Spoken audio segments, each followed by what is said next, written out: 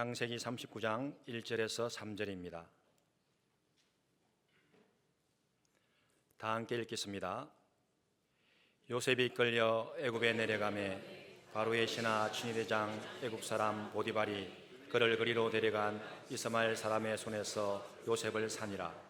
여호와께서 요셉과 함께 하심으로 그가 형통한 자가 되어 그의 주인 애굽 사람의 집에 있으니 그의 주인이 여호와께서 그와 함께 하심을 보며 또 여호와께서 그의 범사에 형통하게 하심을 보았더라. 아멘. 싱글 포커스. 우리 그리스도인들은 하나의 시선을 갖습니다. 주님을 바라보는 거지요. 카메라 렌즈가 겹치면 어지럽습니다. 우리의 삶의 시선이 겹치면 혹은 흐트러지면 삶이 혼란스럽죠. 걷잡을 수 없는 경랑에 휩싸이게 될 겁니다. 예수를 향한 시선이 흔들릴 때 베드로는 물에 빠져서 허우적거렸습니다. 초점입니다. 요셉은 불우한 어린 시절을 보냈습니다. 어머니 일찍 죽었고 아버지 야곱의 찐 애정을 잠깐 받았지만 이내 내리막길을 걸었습니다. 상상해본 적 없는 노예로 살았고 감옥 철창에 갇혀서 2년을 보내야 됐습니다. 그런데 그의 삶 어디에도 어두운 구석이 보이지 않습니다. 밑바닥에서 일어나 거대 제국의 국무총리로 대반전 드라마를 써낸 겁니다. 비결은 시선입니다. 자신의 불행한 듯 보이는 처지보다도 계획을 가지고 이끌어 주시는 하나님과의 관계에 초점이 모아져 있었습니다.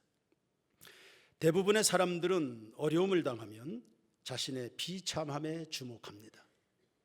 그래서 하나님을 찾는다 해도 지금의 상황을 벗어나게 해달라는 애걸복걸이 전부일 뿐입니다.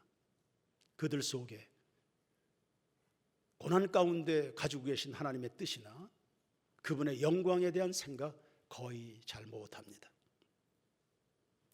물론 자신의 처지에 주목하는 기도가 간절할 수는 있겠습니다. 그러나 그런 기도의 끝에 영혼의 충만함은 없습니다. 그리고 그렇게 기도한다 해도 딱히 그 환경이 변화되는 경우도 잘 없습니다.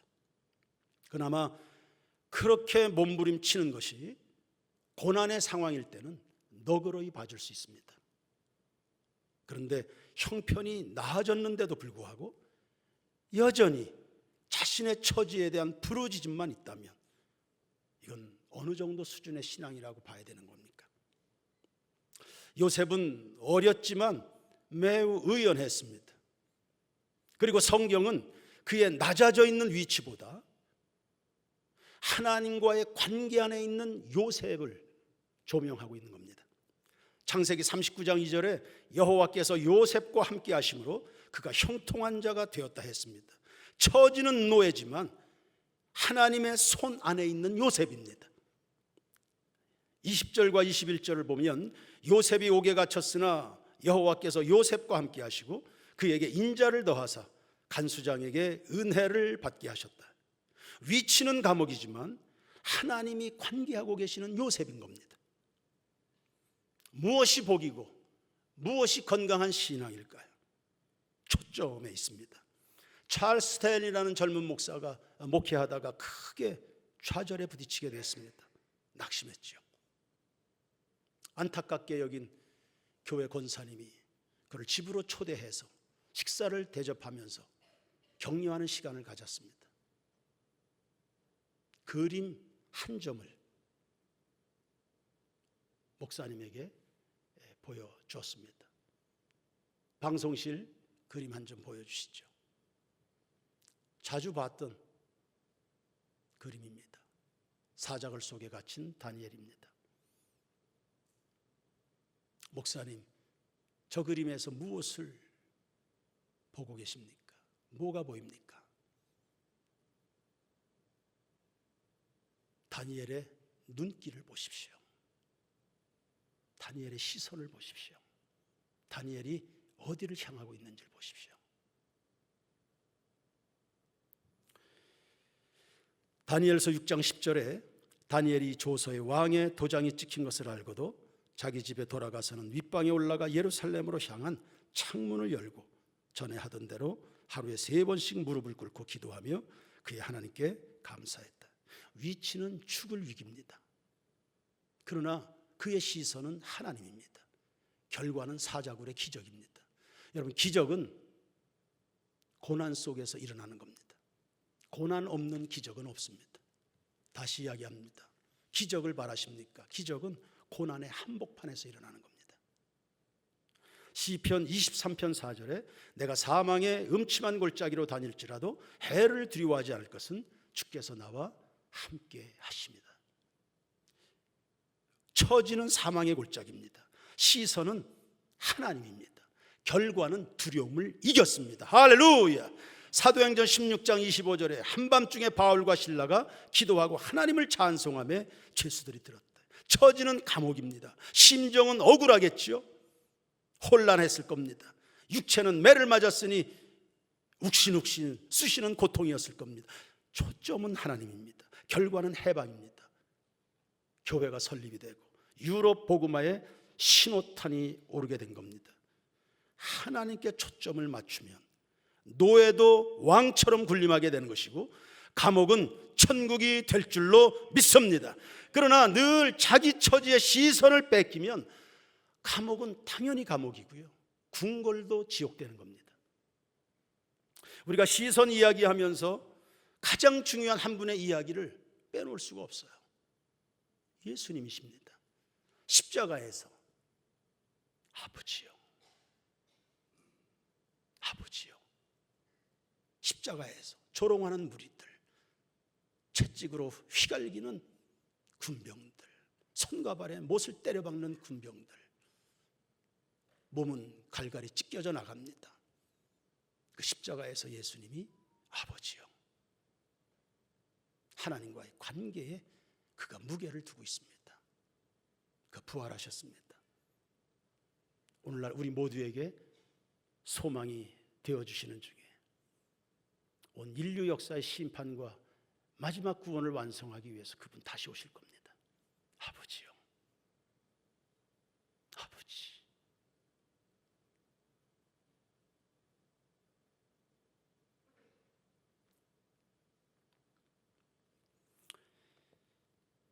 우리 삶의 고난이 따르는 이유는 바른 관계를 원하시는 하나님의 의도 때문입니다. 만일 고난에 떠밀려 다니고 있다 그러면 여러분, 처지를 살피는 것보다 하나님과의 친밀도를 점검해야 됩니다. 이스라엘 백성들이 광야 40년을 걸으면서 받은 훈련이 있습니다. 바로 관계 훈련입니다. 신명기 8장 2절에 네 하나님 여호와께서 이 40년 동안에 네게 광야길을 걷게 하신 것을 기억하라. 이는 너를 낮추시며 너를 시험하사 네 마음이 어떠한지 그 명령을 지키는지 지키지 않는지 알게 하심이라. 너를 낮추시며 너를 줄이게 하시며 또 너로 알지 못하며 내 조상들도 알지 못하던 만나를 내게 먹이신 것은 사람의 떡으로만 사는 것이 아니고 하나님의 모든 말씀으로 사는 것을 알게 하리 함이라. 광야 학교, 하나님 알고 나를 발견하는 장소입니다. 그래서 가치가 있습니다. 우리의 시각을 바꿔보고 싶은데요, 지금까지 땅에서 하늘로 향하는 시선을 이야기했습니다. 하나님의 시선은 어떠실까요? 하나님도 어딘가를 향하고 계실 텐데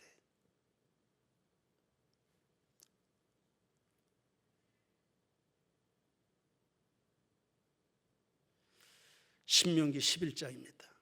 너희가 건너가서 차지할 땅은 산과 골짜기가 있어서 하늘에서 내리는 비를 흡수하는 땅이요 네 하나님 여호와께서 돌보아 주시는 땅이라. 연초부터 연말까지 쉬지 않으신다는 뜻입니다. 네 하나님 여호와의 눈이 항상 그 위에 있느니라. 하나님의 시선 어디입니까? 기본적으로 당신의 백성입니다. 당신이 허락하셔서 우리로 하여금 살게 하시는 삶의 자리에, 그 자리가 풍성하기를 주님이 늘 주목하고 돌보고 계신다는 겁니다. 이 말씀 자체로 성도 여러분 위로 받으시기를 축원합니다. 역대하 6장 20절입니다. 주께서 전에 말씀하시기를 내 이름을 거기에 두리라 하신 곳, 이 성전을 향하여 주의 눈이 주야로 보시오며 종이 이곳을 향하여 비는 기도를 들으시옵소서. 하나님의 시선 어디입니까? 이곳입니다. 성전입니다. 그리고 이 성전에서 드리는 여러분의 기도입니다. 역대하 16장 9절입니다. 여호와의 눈은 온 땅을 두루 감찰하사 전심으로 자기에게 향하는 자들을 위하여 능력을 베푸신다 했습니다. 하나님의 시선 어디입니까? 하나님을 갈망하는 겁니다. 전 못합니다. 하나님, 전 못합니다. 하나님, 전 못합니다.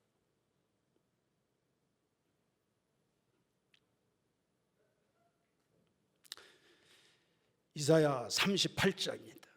너는 가서 히스기야에게 이르기를 내 조상 다윗의 하나님 여호와께서 이같이 말씀하시기를 내가 내 기도를 들었고 내 눈물을 보았노라. 내가 내 수완에 15년을 더하고 너와 이 성을 아수르 왕의 손에서 건져내겠고 보호할 것이다. 하나님의 시선 어디입니까? 고통 중에 우리 세인교회 성도들이 흘리는 눈물인 겁니다.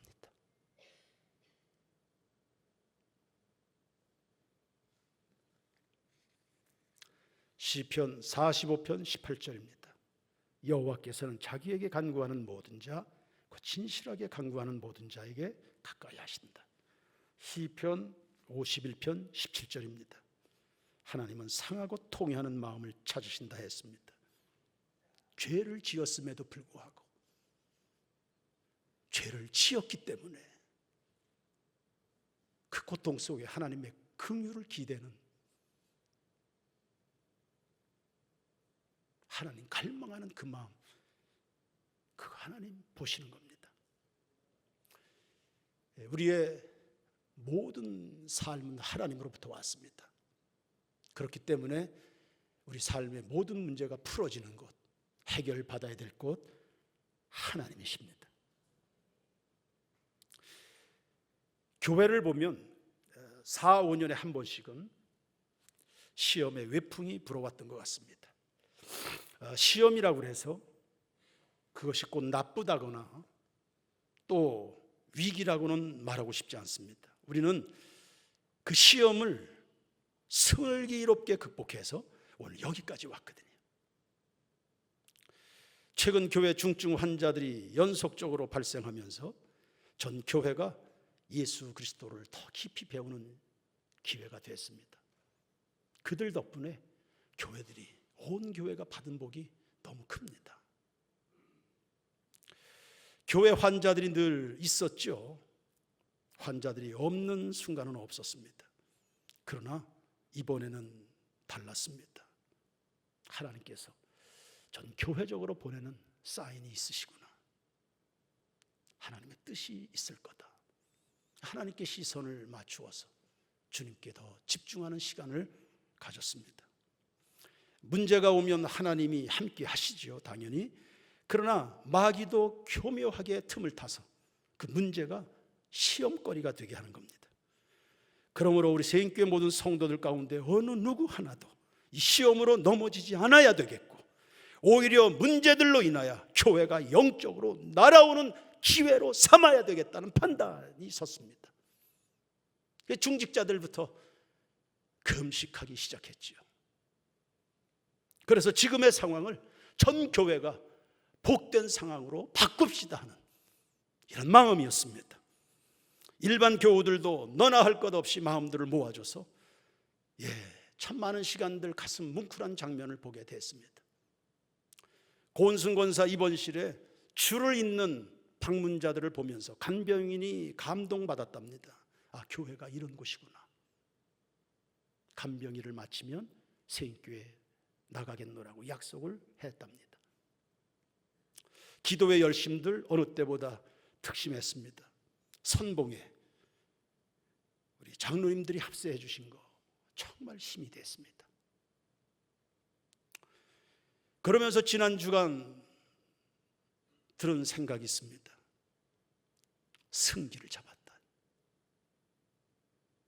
두 사람이 권투시합을 합니다. 초반은 탐색전입니다. 중반에 들어가면서 치열하게 펀치들을 날립니다. 공방전입니다. 일정한 시간이 지나면 전세가 한쪽으로 기울어지게 됩니다. 성도들과 하나님께 집중하면서 매달려오는 요 몇 날을 지나면서 하나님이 우리에게 승기를 주셨다는 확신이 있었습니다. 행복했습니다. 남은 것이 있다면 그러나 싸움이 끝난 것은 아니거든요. 승기는 잡았지만 싸움이 끝난 것은 아닙니다. 우리를 시험케 하는, 혹은 우리 성도들이 교회적으로 혹은 여러분 개개인의 삶의 순간들에 시각각으로 싸워야만 되는 원수마귀와의 영적 전쟁 가운데 결정적 한 방을 날려야 되는 시점은 남아있다. 이 판단입니다. 어떻게 이것을 날릴까? 집중된 그리고 강력한 중보 기도의 힘인 것입니다. 에베소 6장 18절을 우리 다 같이 한번 읽어보겠습니다. 시작. 모든 기도와 간구를 하되 항상 성령 안에서 기도하고 이를 위하여 깨어구하기를 항상 힘쓰며 여러 성도를 위하여 구하라 했습니다. 지금껏 성도들이 나름대로 기도했습니다. 안 했나요? 기도 다 했습니다. 그러나 어쩌면 산발적 기도였을지 모르겠습니다. 전 교인이 전 교회적으로 일어나 규모 있고 집중적인 기도의 힘을 모아서 원수의 허리를 꺾어버릴 수 있는 결정적 한 방이 필요하다는 느낌입니다. 기도의 융단 폭격이라고 말할 수 있겠죠. 그래서 기도 사역국을 신설을 했습니다. 권윤영 집사에게 그 중책을 맡겼습니다. 영적 전쟁의 최선봉에 서서 우리 교회를 구해달라고. 나 혼자 못한다.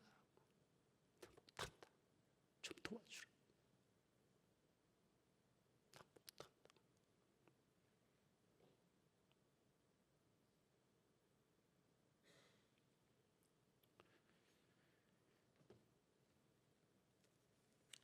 일개 여집사지요. 그러나 교회 내에서 하나님 앞에 치열하게 매달리는 몇 안 되는 사람 중에 하나입니다. 일개 여집사라니요. 하나님이 함께 하시는 사람입니다. 드보라가 나팔을 불 때 민족이 살았습니다. 에스더의 결단에 이스라엘 민족 전체가 금식하고 매달린 겁니다. 일개 평신도 아닙니다. 여러분들이 절대 적은 나이 아닙니다. 40대, 50대 받은 바 은사를 꽃피울 수 있는 기회만 주어지면 일반 사회 같으면 대기업에 다 임원으로 일할 나이들입니다. 적은 나이들 아닙니다. 여러분 각자를 향한 하나님의 부르심을 생각해 보십시오. 사색번성 우리 성도들 꼭 보고 싶습니다. 36,500명이 주는 그리스도십니다 고백하는 거 보고 싶습니다.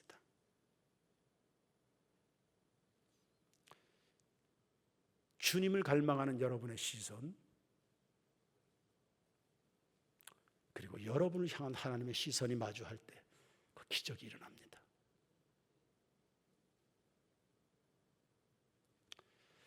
찬송을 좀 바꿔서 앞뒤를 바꾸죠. 407장을 먼저 찬양 드리겠습니다.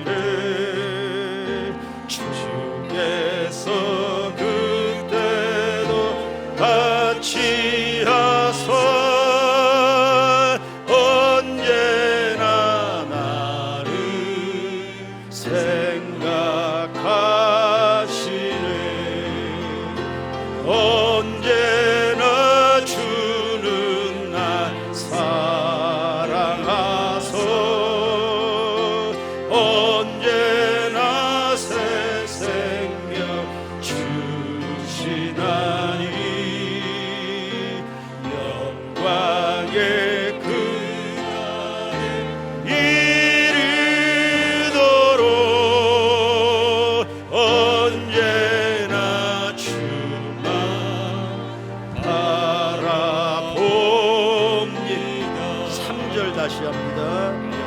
아픈 눈물을 흘릴 때와 쓰라린 마음으로 탄식할 때 주께서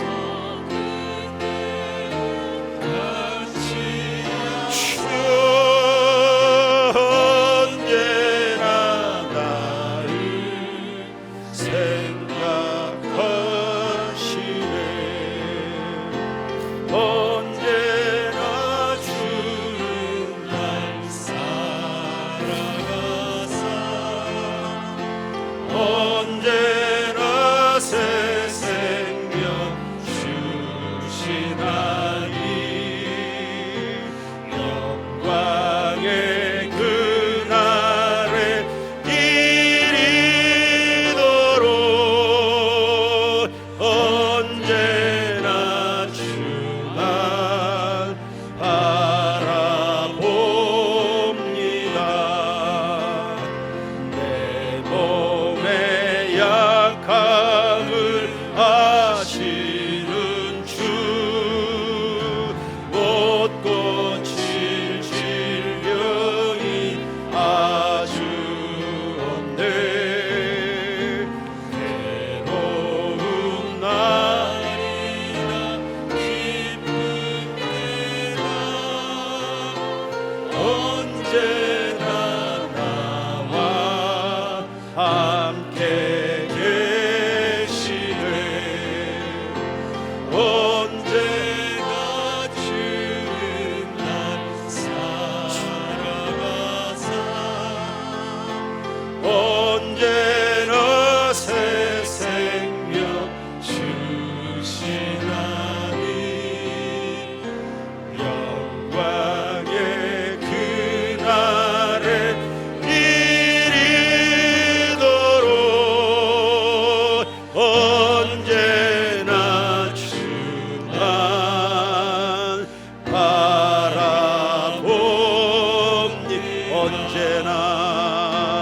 언제나 주는 날 사랑하소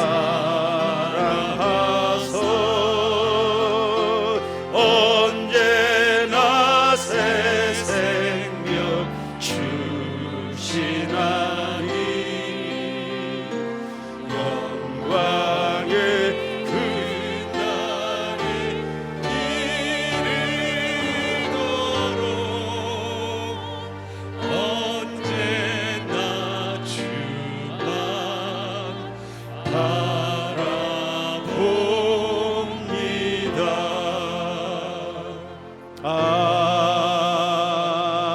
아멘. 가슴에 손을 얹습니다.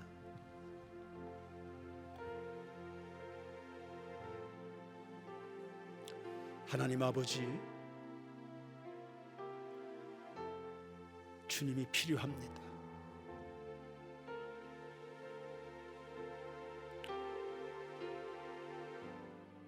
순간순간 잊고 살았습니다. 주님, 우리 교회를 도와주십시오. 성도들 사랑하심을 한 번도 의심해 본 적 없습니다.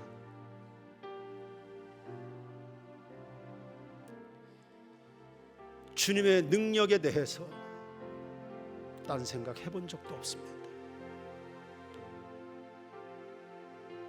그래서 하나님, 더 주의 이름을 불러봅니다.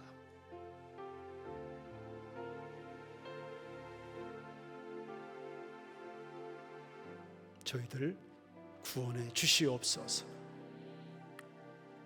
우리를 통해서 하실 일이 굉장히 많으실 텐데 주님의 그 소원을 꼭 이루어드리는 저희가 되고 싶습니다. 주님의 음성에도 주님의 시선에도 저희들의 시선을 맞춰 봅니다. 성령의 불로 임하시옵소서. 각 가정 성도들이 안고 있는 가장 먼저 목사 심중의 통증을 아시겠지요. 주님,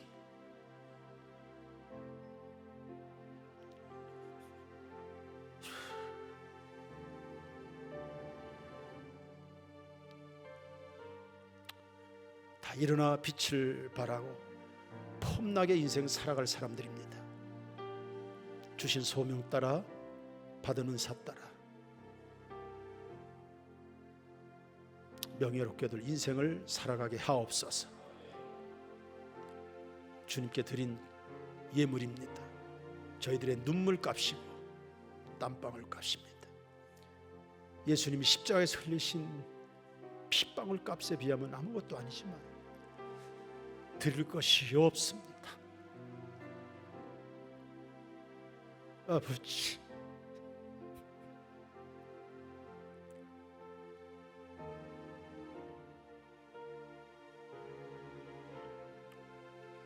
모든 존귀와 영광을 하나님의 것입니다. 주님 섬길 수 있어서 행복합니다. 주님 만날 수 있어서 기쁩니다. 이 기쁨 안고 평생을 주님께 초점을 맞추어 걸어가는 온 교우들 되게 하옵소서. 예수님 이름으로 기도드립니다.